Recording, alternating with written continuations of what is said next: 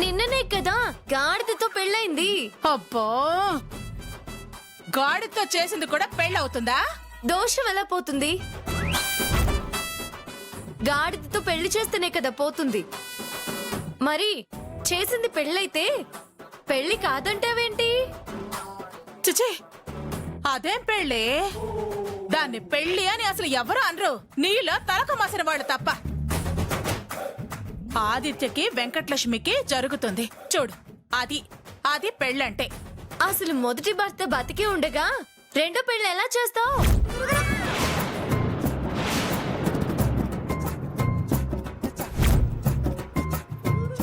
అబ్బబ్బబ్బబ్బా, చంపేస్తున్నావు కదే. మొదటి భర్త ఎవరే? గాడిద.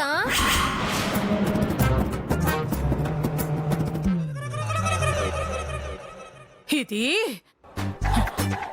ఒళ్ళు బలిసిపోయి మాట్లాడుతున్నావే. మంచిగా మాట్లాడు దుర్గమ్మ. పెళ్ళైన అమ్మాయికి భర్త బతుకుండగా మరో పెళ్లి చేయడం అన్యాయం. ఎవడంటాడే అన్యాయం అని? ఎవడంటాడు? రమణ రమణ ఎవరంటారు? చూపిస్తా. చూపిస్తారా? నువ్వు రా దుర్గమ్మ రా. తులసి,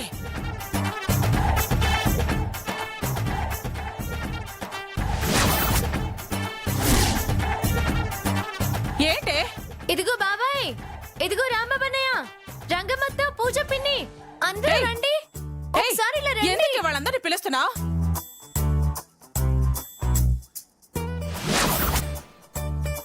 త్వరగా తులసి వస్తున్నారా? తులసి, ఇదిగో చూడండి, పెళ్ళైన ఆడపిల్లకి భర్త బతికుండగా మరో పెళ్లి చేయొచ్చంటారా? చిచి, బుద్ధున్నవాడు ఎవడు చేయడమ్మా ఈ పని. మరి చూడండి, ఈ దుర్గమ్మ నిన్ననే వెంకటలక్ష్మికి పెళ్లి చేసింది. ఇప్పుడు మరో పెళ్లి చేస్తానంటుంది. ఇది న్యాయమేనా?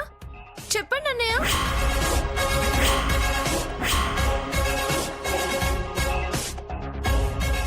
ఏంటమ్మా పెద్దవాళ్ళు మీరు, మీకు ఇంకొకరు చెప్పాలా? అయినా మీరు వీధిలోకి వచ్చి అరవడం ఏంటి? పరుగు పోతుందమ్మా. లోపలికి వెళ్ళండమ్మా. నన్ను బజార్లో కెడిస్తావే నిన్ను. అమ్మా,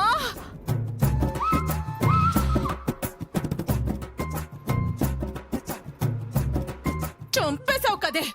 అబ్బా, ఏంటండి చూస్తూ ఊరుకుంటారు? ఏం మాట్లాడరే? మాట్లాడాలి కదా. అయితే నేను ఆఫీస్కి వెళ్ళొస్తా. బాయ్ దుర్గా.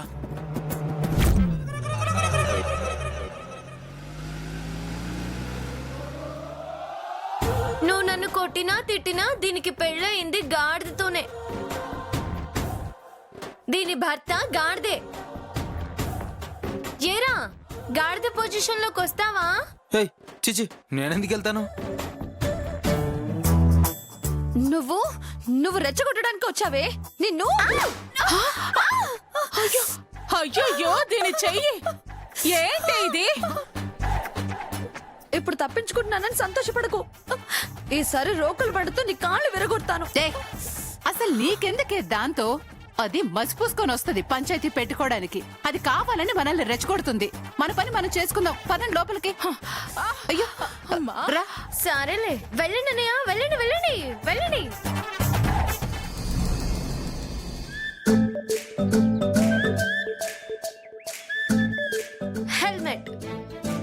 హెల్మెట్ దీని ఉపయోగాలు. యాక్సిడెంట్ లో మీ ప్రాణాల్ని కాపాడమే కాదు, చాలా విషయాల్లో మీకు రక్షణగా నిలుస్తుంది. హెల్మెట్ ఉంటే అమ్మ మొట్టికాయల నుంచి తప్పించుకోవచ్చు. భర్తల మీద భార్యలకి కోపం వచ్చినప్పుడు హెల్మెట్ తో వాళ్ళ మాడు పగలగొట్టొచ్చు.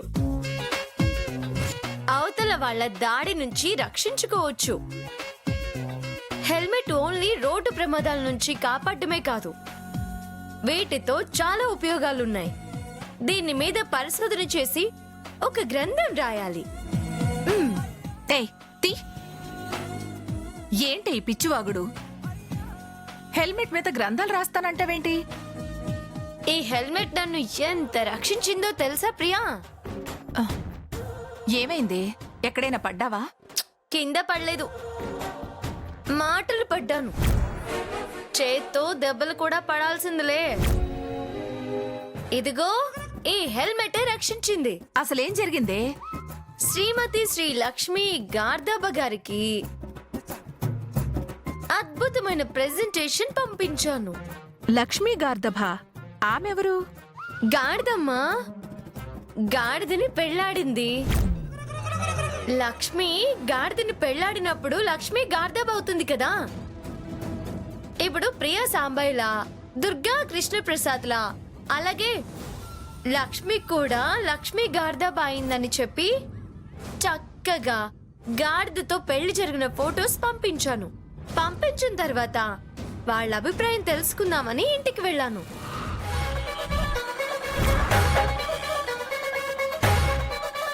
లక్ష్మి గార్దబా అని బిరుదు కూడా వచ్చింది కదా పెళ్ళవగానే. అయినా ఒకసారి పెళ్ళైన దీనికి రెండు పెళ్ళి ఎలా చేస్తావు? చట్టం ఎలా ఒప్పుకుంటుంది? నిన్ను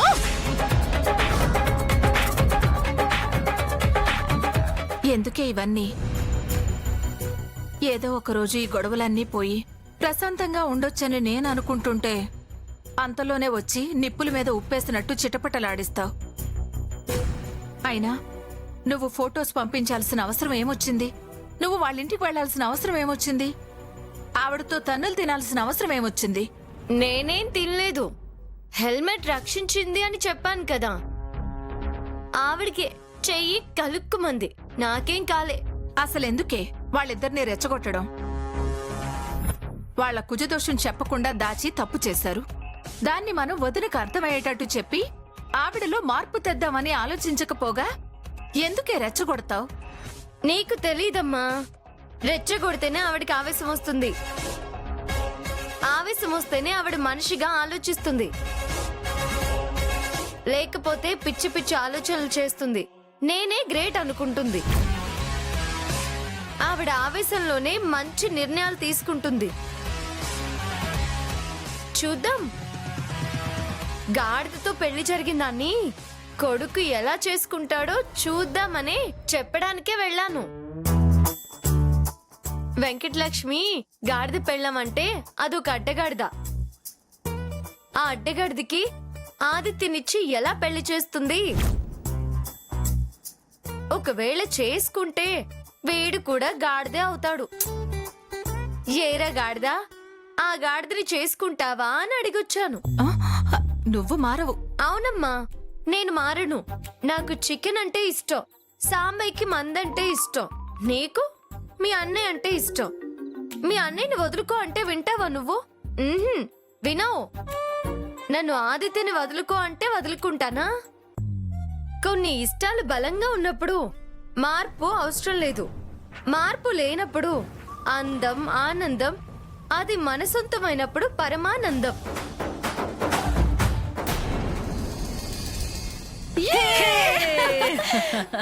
వెంకటలక్ష్మి, నీ పేడ విరగడైపోయింది.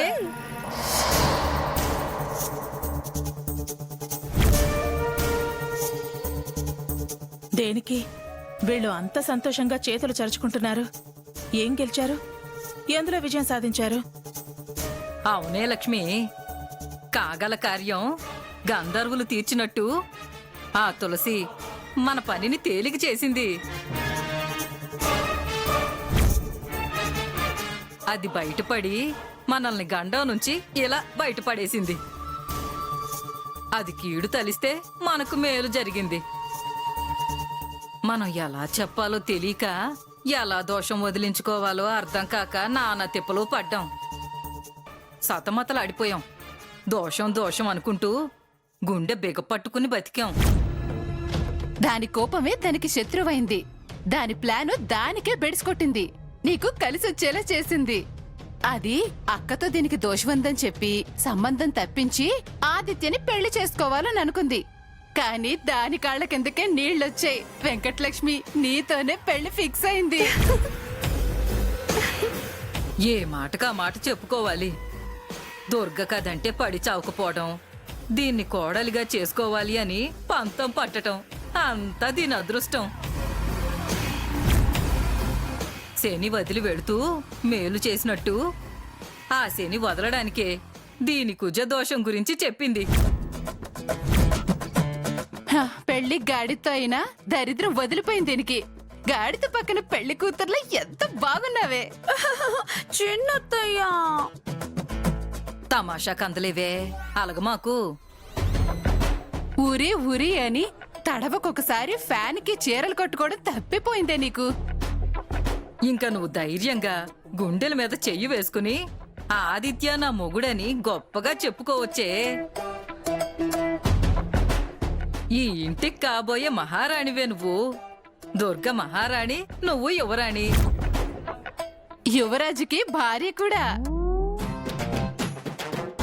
అదేనే నేను అనేది సత్యాలు. నేనన్నది కూడా అదే కదా. నేను చెప్పేది కూడా అదే. ఏహే మీరు ఊరుకోండి. ఇదిగో సత్యాలు, ఆ తులసికి దీని మీద వంకలు పెట్టడానికి కానీ, దీని తప్పులు ఎత్తి చూపటానికి కానీ, దీనికి ఆటంకాలు పెట్టడానికి కానీ దానికి అవకాశమే లేదు. కరెక్ట్ గా చెప్పావు పిన్ని.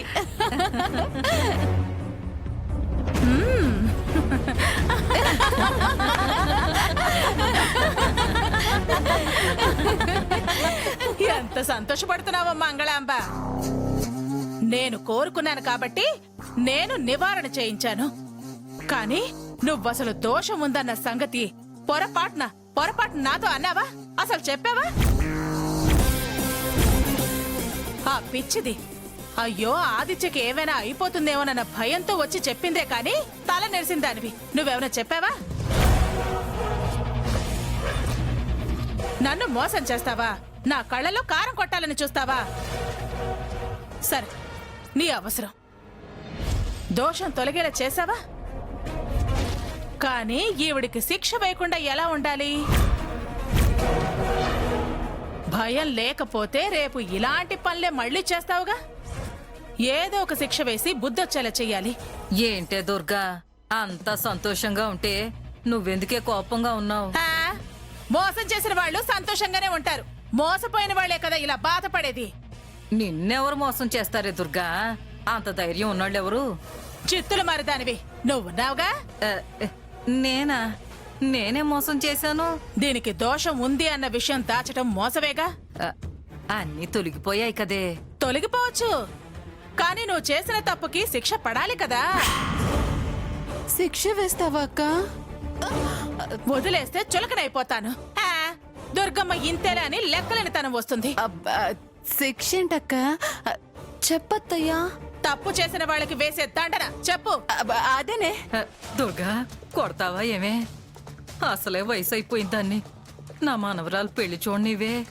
చచ్చేంత శిక్ష మాత్రం వెయ్యలే, కానీ శిక్ష వేయకుండా మాత్రం వదలను. మా వారు బయట దొంగలకి శిక్ష వేస్తారుగా, అలాగే నేను ఇంటి దొంగలకి శిక్షలేస్తాను. ఏం శిక్ష వేస్తావక్క? నువ్వు ఆగే సత్యాలు. అది ఆగినా నువ్వు ఆగమన్నా నేను మాత్రం ఆగను. నువ్వు ఆగకుండా 100 గుంజెళ్ళు 100 గుంజీళ్ళ? తీయమన్నానా? తీ. అసలే మోకాల్లో కలకలే దుర్గా. మీరేంటే బొమ్మల్లాగా ఫిక్స్ అయిపోయారు? ఓ, మీకు సగం అప్పచెప్తాలే అయితే. కడుక్కుమంటేనే తప్పు తెలిసొస్తుంది. తీ. నా వల్ల కాదే దుర్గా. కాదు అన్నావంటే లెక్క పెంచుతాను. ఏంటే తీసేది? మోకాళ్ళు నావి, విలవెల్లాడిపోయేది నేను. ఒక్కసారి కూర్చుని లేస్తే నరకం కనిపిస్తుంది. ఈ మాటలన్నీ వద్దు, ముందు తీ గుంజళ్ళు మొదలెట్టు. తప్పదా? అక్క మాట అంటే మాటే. ఈ మాట తప్పావనుకో మీకిచ్చిన చాలా మాటలు తప్పాల్సి వస్తుంది. అందులో ఇదిగో నీ మనవరాలి పెళ్లి కూడా ఉంటుంది. వద్దులే, గుంజీళ్ళే తీస్తా. తీ తీ, కాని మొదలెట్టు. ఆ, ఓ పంచే. ఆ. వీళ్ళు 50 సార్లు తీస్తారు, అది చూసి నువ్వు కంటిన్యూ అయిపో. సరే సరే. అబ్బా, మరి 50 కానివ్వండి. అది అక్క, అది కానివ్వండి. ఆ, ఓకే. గుంజేయండి. మొదలెట్టండి, చూస్తామంటే చెయ్యి. మొదలెట్టండి.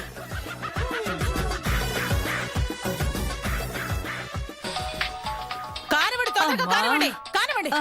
అబ్బో, అబ్బబ్బబ్బబ్బా. తీయండి. హలో, ఆ,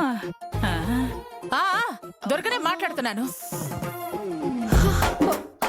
కమిషనర్ గారి భార్యనే మాట్లాడుతున్నాను, చెప్పండి. అందరికీ ఇన్ఫార్మ్ చేయండి. ఆ, తీ. ఒక్కళ్ళు కూడా మిస్ అవ్వకూడదు.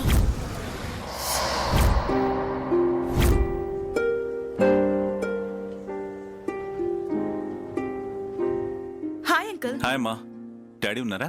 ఉన్నారు అంకుల్. ఒకసారి పిలువమ్మా. సుబ్రహ్మణ్యం, కృష్ణప్రసాద్ గారు వచ్చారు. అదేంటమ్మా, ఆయనంటే మా అందరికీ భయం. నువ్వేంటి అలా పేరు పెట్టి పిలుస్తున్నావు? ఫాదర్ని అలా పేరు పెట్టి పిలవచ్చా? అలా పేరు పెట్టి పిలిస్తేనే నాకు తృప్తి ప్రసాద్. అందరూ నన్ను సార్ సార్ అనడమే, చివరికి నా భార్యతో సహా. విని విని చిరాకొస్తుంది. ఎప్పుడో మా అమ్మ పిలిచేది ఏరా సుబ్రహ్మణ్యం అని. మళ్ళీ ఇన్నేళ్ల తర్వాత నా పేరు పెట్టి నా కూతురు పిలుస్తుంది. ఇది నా తల్లి, నా బంగారం, నా అమ్మకు ప్రతిరూపం. దీనికి ఆ హక్కుంది. ఇది నాన్న అనో డాడీ అనో అంటే ఏముంటుంది చెప్పు? ఇది పిలిచే పిలుపు మా అమ్మను గుర్తు చేస్తూ ఉంటుంది. దీన్ని చూస్తూ ఉంటే మా అమ్మ గుర్తొస్తుంది. దీంతో మాట్లాడితే మా అమ్మతో మాట్లాడి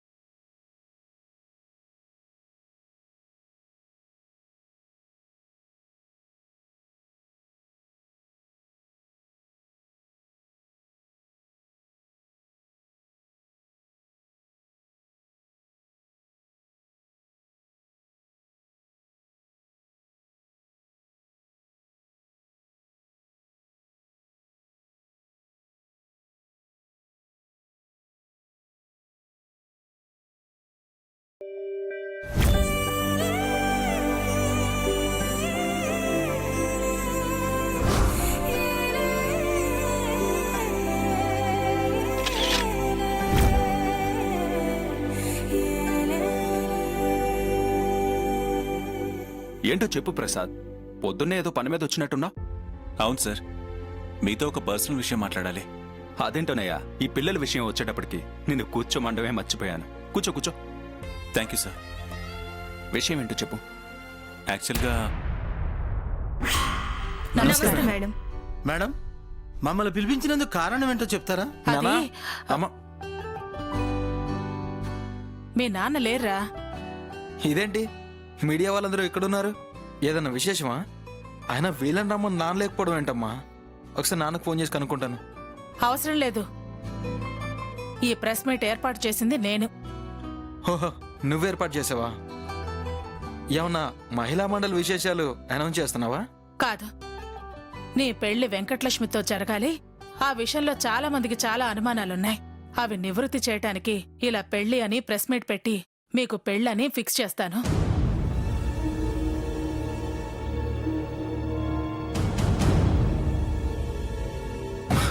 ప్రెస్ మీట్ పెట్టి చెప్పాల్సిన అవసరం ఏంటమ్మా? స్టేటస్ ఉన్నవాళ్ళం తెలియచేస్తే తప్పేంట్రా? పైగా పాష్గా ఉంటుంది. మరి ఈ విషయం నాన్నకు చెప్పావా? ఎందుకు? విలేకరుల ముందు పాల్చనవటానికా? ఆయనతో ఏం చెప్పలేదు. ఇది నా నిర్ణయానికి సంబంధించిన విషయం. మేడం, మమ్మల్ని అర్జెంటుగా ప్రెస్ మీట్కి రమ్మన్నారు. కారణం ఏంటి మేడం? చెప్పమ్మా, అసలు ఎందుకు ఈ ప్రెస్ మీట్? వెంకటలక్ష్మితో నీ పెళ్ళని ఊరందరికీ తెలుసు. నా కోడలు వెంకటలక్ష్మి అని వివరణ ఇవ్వటానికి.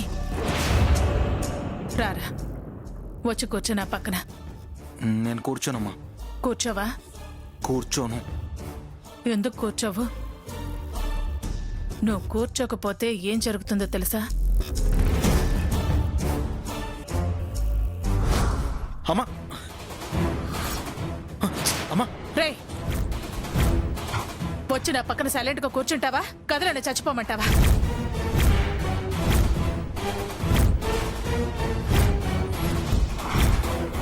అమ్మా, మాట వినను అన్నప్పుడు నన్ను అలా పిలవకు.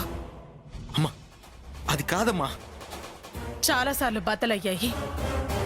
మళ్ళీ చరిత్ర చెప్పకు. వచ్చి కూర్చుంటావా రావా? ఆ! అమ్మా ప్రతిసారి ఇలాగే నన్ను నాన్నని చేస్తానని ఓ ఎమోషనల్ బ్లాక్మెయిల్ చేస్తావు ఎందుకమ్మా? నాకు అవన్నీ తెలీదురా, తెలీదు. నీకు నేను కావాలో తులసి కావాలో తేల్చుకో. అదే అంటే నేను కాల్చుకుంటాను, లేదు నేనే అంటే వచ్చి నా పక్కన కూర్చో.